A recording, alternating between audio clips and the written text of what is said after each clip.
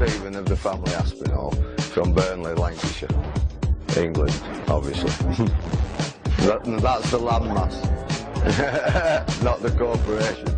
My background is, since 1996, I've made my living by growing the hemp plant, which is not harming anybody, and we're all entitled to free trade, levy exchange, yeah? Now, the reason I got into this is because I got told that it was lawful, which I'd always ever felt it were lawful. And so that's how I made my living since 1996, classed as outlawed, wrongly outlawed. I went to see a mate of mine called Matt. I'd met the guy on a plumbing course when I was training to be a plumber. Yeah. Now the guy who was kind enough, he was a Corgi engineer, plumber, yeah, and gas fitter, and he gives a lift as we do in his apprentice, and he taught us a lot. Yeah. So I know this guy was an educated man, you know, a few years older than myself.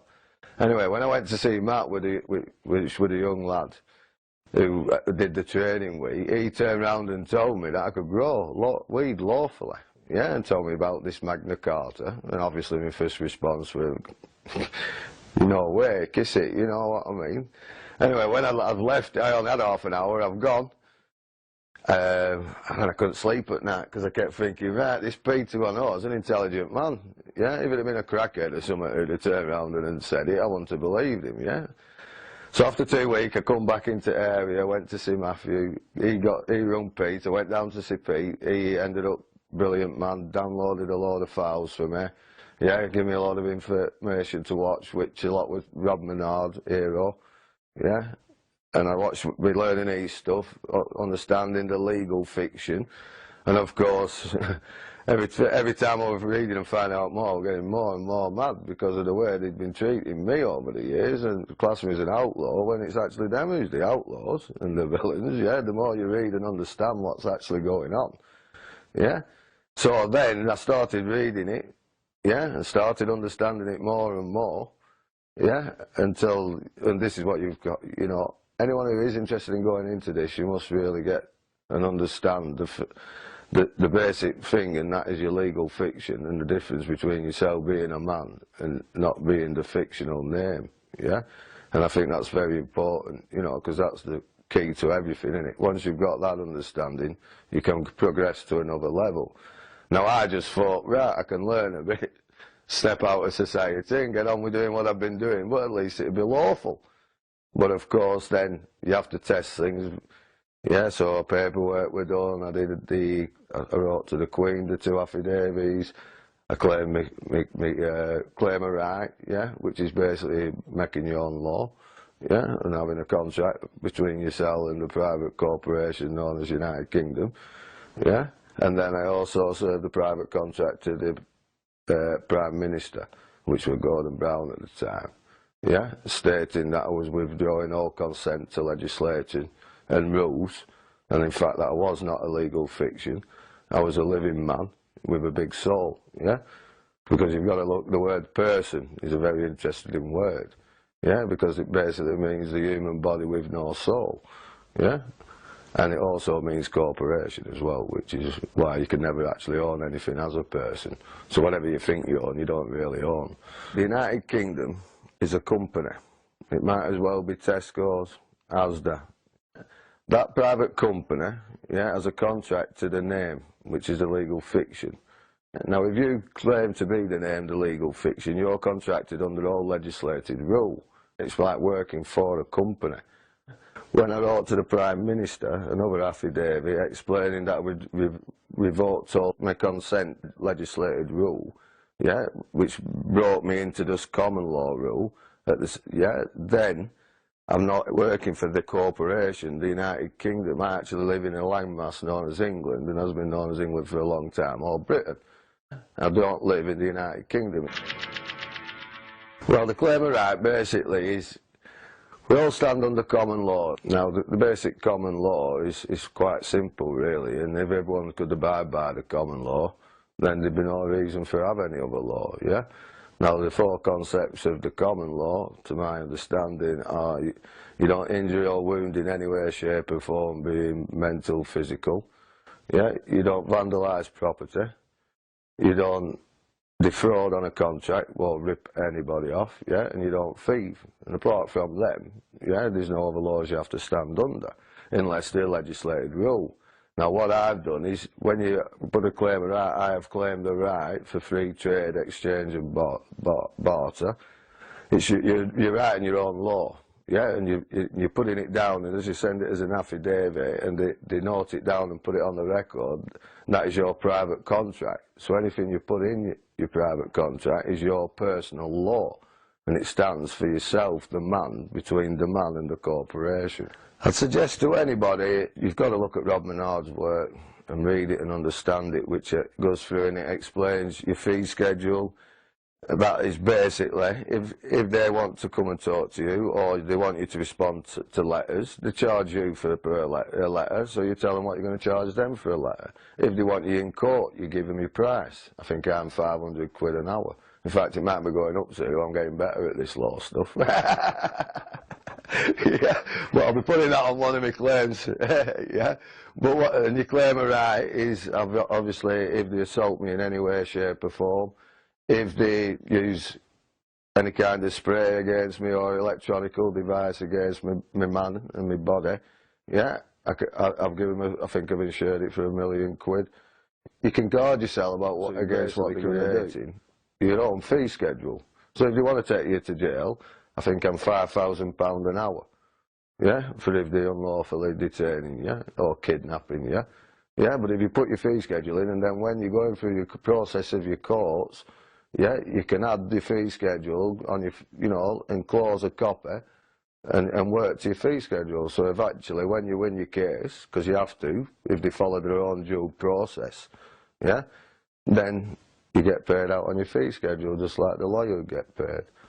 What you're actually doing, when you're creating your private documents to either your claim a right, yeah, or to the Prime Minister, or if you had a problem with somebody, any man or woman, for anything, or what you do is you serve them an affidavit, a commercial affidavit, right? And all you're doing is you're suing them in the private, not going through the public sector, because that's why you never win anything, because they're all in the same boat.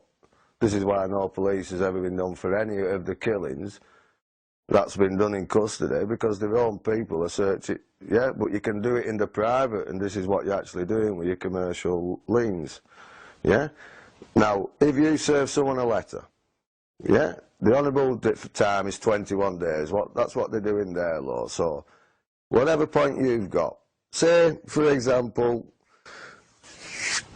you've been pulled over in car, you've been unlawfully detained. So what you do, you write an affidavit, which is basically a statement of the truth, which is your truth, right? So what you do is write exactly what's happened, as though you were writing it in your diary, but it's got to be, you know, as much information the better, point to point. So I was pulled over unlawfully by so-and-so, so-and-so. They asked me to produce this. I said whatever, but you have to go in word for word. Like when if you've ever been done and you're writing a statement, it's just your statement, but it's your truth. Yeah, so then you was unlawfully assaulted when they put the handcuffs on you. Yeah, you was then unlawfully put into a police vehicle and transported to whatever station. You were unlawfully detained there. Point to point, you put in your words. Then what you do is you serve that to whoever's done it, and you give them the 21 days for it to come back and challenge any point on there, which they can't because it's your truth. So then what happens, after the 21 days, you send them what's known as a notice of default, which is confirmation, because they haven't challenged it, by a law of acquiescence, by estoppel. That is a lawful document. But the first document is only lawful once you serve the notice of default. There's no point sending the first document, because without the second it's not worth nothing. Now I must say now, and this is something that we've only just found out, right? Complaint. What you're doing is that's your complaint, but a proper complaint is known as a bill of exchange. So on the first document, you'd put a commercial lien, notice of distress, because they've caused you the distress, yeah? Bill of exchange. Right, and on a bill exchange, you've got to have the drawee and the drawer, the date. Now what you've got to do is you've got to provide them with a remedy. Now a remedy would be for whatever situation you'd put right. If you wanted, your fee schedule was £5, you were in there for example myself, I think I did 13.5 hours, so mine will have 13.5 hours times £5, plus £5 or something for each or so, and taking your prints, etc. So they'll be but you've got to provide the remedy on it, yeah, because if you create a complaint, you've got to provide the remedy. So the bill of exchange needs the remedy, the Joey Joer, and the date. I've put a complaint in as an affidavit. So this is what I've been trying to get him to accept. Yeah, because that's my facts of what happened in there as my truth. And that's what I want to plead guilty to. They unlawfully assaulted me by handcuffing me, and detained me for 13.5 hours, etc., etc. They're the only facts I'm going to plead to, and that is the truth. Yet they will not accept them. Because on their facts, what they want me to accept, they have this thing about a charge under such and such legislation. Well, that's not to do with me. I'm not in the Law Society. I'm a freeman. Yeah, you know, so they've got nothing to do with me. My facts, my truth, yeah. All day, every day. I haven't done any harm. I haven't brought no lawsuit. So what am I doing studying? Well, you always send anything, and this is what we've actually been doing. Recorded delivery or registered post, depends how important the document is, but what we've actually been doing is you can get a roll of them off the post office, but what we do is we actually photocopy the sticker where they have to sign, and we put one on every page of the document we send. So if it's only on the envelope, they're only accepting the envelope. If you've got the signed thing on each one, you have to sign for every document. Get your registration and keep it, yeah, because that's your proof for when you go to court. The notary public, well, basically, that's the seal of the Vatican. That's what it is. Yeah, that's what makes your document lawful, because they work in the private. It stems back from the church. They've got the power of the church, which is a law upon its own, you know, higher than any. I was lucky enough, about 7 of us managed to get over the notary. I think it might have been April, May. Now, since then, when we tried to go back and get some more off him, he'd been off ill, and he's not been back since. Since then, every notary we've tried to get hold of has refused to do it. We've actually been sat in front of one, because I went to get a lien witness. I wanted him to witness something for a lien I were doing. Anyway, we've gone down. Yeah, we've tried every which way we can. Why don't you do it in the public sector? Because it's a private thing. We want justice, yeah. He tried to tell me the instrument I'd created, which I've just told you, which was what we just explained not long ago, right? We actually ended up reading word for word the oath he took out to him to get the job, which actually states that they are to provide the service to any man or woman and for any tool or instrument. And what's in the instrument's actually nothing to do with them, right? But the bloke still refused. Yeah, and we've been refused off notaries all over the country. Yeah, and we had someone went to 6 notaries in one day. I've been telling him that he was new into it, where I've been telling him you won't get one, you won't get one. He went to 6 in a day. In the end, he looked at some head of a notary who said 800 of them had a meeting that day or the day before, and they were going to refuse to do any more of these affidavits, etc., which realistically they should be kicked out the job then, because their oath is to do it for any man or woman for any instrument. There is an old law, which is what we were cross-examining the notary, we actually brought it up as if anything had been amended from the first Bill of Rights. And he stated no, so what you can do is you can have 3 good men instead of a notary, which was put as 3 good men. So any man can witness, it's only the proof of you're the man signing that document, yeah, and it's your truth, yeah?